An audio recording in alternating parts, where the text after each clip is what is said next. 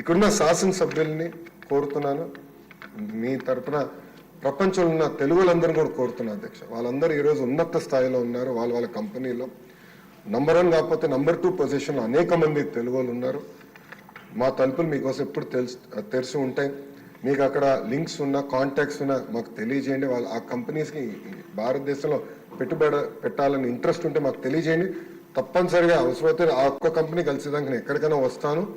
ఇక్కడున్న శాసనసభ్యులు కూడా చాలామంది ఎన్ఆర్ఐస్గా ఉన్న వాళ్ళు గతంలో కూడా ఇప్పుడు శాసనసభ్యులకు వచ్చారు. అనేక మందికి కాంటాక్ట్స్ కూడా ఉన్నాయి అధ్యక్ష. వాళ్ళు కూడా నేను కోరేది, మీరు మీ రోలోడెక్స్ నాకు ఇవ్వండి, కాంటాక్ట్స్ నాకు ఇవ్వండి. వాళ్ళందరూ నేను ప్రొయాక్టివ్గా అవుట్రీచ్ చేస్తాను. కలిసికట్టుగా, ఇది కేవలం ఒక లోకేష్ వల్లనే అవుదండి, కలిసికట్టుగా మనందరం పనిచేస్తాం. 164 మంది ఒక ఎన్డీఏ కూటమికి చెందిన శాసనసభ్యులందరూ ఈ సభలో ఉన్నారు. మనందరం కలిసికట్టుగా పనిచేస్తే 5 లక్షల ఉద్యోగాలు అనేది కల్పించగలుగుతాం. 5 లక్షల ఉద్యోగాలు కానీ మనం ఒక్కసారి సాధిస్తే ఇంకా విశాఖపట్నాన్ని ఎవరు ఆపలేరు, ఏ ప్రభుత్వం వచ్చినా ఆపలేదు. ఈరోజు హైదరాబాద్ ఎట్లయితే క్రిటికల్ మాస్ వచ్చిందో అలా విశాఖపట్నం క్రిటికల్ మాస్ వస్తుంది. అందుకే కలిసికట్టుగా పనిచేద్దాం. 5 లక్షల ఐటీ ఉద్యోగాలు తప్పనిసరిగా విశాఖపట్నం తీసుకొద్దామని ఈ సభాముఖ శాసనసభ్యులందరూ తెలుపుకుంటారు. అధ్యక్ష, లాస్ట్ పాయింట్ అధ్యక్ష, ఇప్పటికే ఎక్కువ టైం తీసుకున్నా. ఈశ్వర గారు ఒక మంచి పాయింట్ చెప్పారు.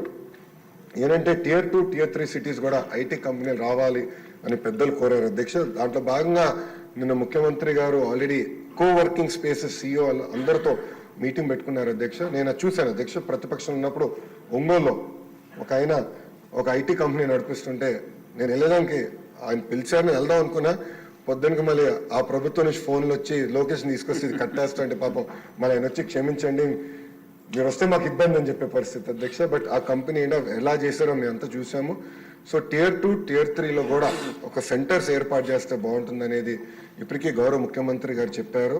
అదేంటంటే కోవర్కింగ్ స్పేస్ ప్రభుత్వం కొంత తయారు చేస్తుంది, అంటే PPP ద్వారా ప్రైవేట్ సంస్థలతో ఒప్పందం కుదుర్చుకుని తయారు చేస్తాం. దానికి ఒక సెపరేట్ ఇన్సెంటివ్ స్ట్రక్చర్ క్రియేట్ చేయాలని ముఖ్యమంత్రి గారు చెప్పారు. దానివల్ల కొంత ఐటీ పాలసీ కూడా వచ్చానికి డిలే అయింది. మేము కూడా అది నిన్న మీటింగ్ అందరూ డిస్కస్ చేసాం. త్వరలో ఆ పాలసీ కూడా మేము తీసుకొస్తాం అధ్యక్ష. దానివల్ల ఏంటంటే చాలా మంది వర్క్ ఫ్రమ్ హోమ్లో ఉన్నారు.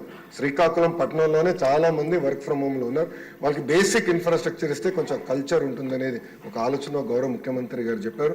దాంట్లో భాగంగా తప్పనిసరిగా Tier 2, Tier 3 కూడా ఈ కోవర్కింగ్ స్పేసెస్ సెంటర్స్ ఏర్పాటు చేసి అక్కడ వర్క్ ఫ్రమ్ హోమ్లో ఉన్న వాళ్ళందరికీ ఒక కేర్ ఆఫ్ అడ్రస్ ఇవ్వాలనే లక్ష్యంతో మీ ప్రభుత్వం పనిచేస్తుంది. Thank you.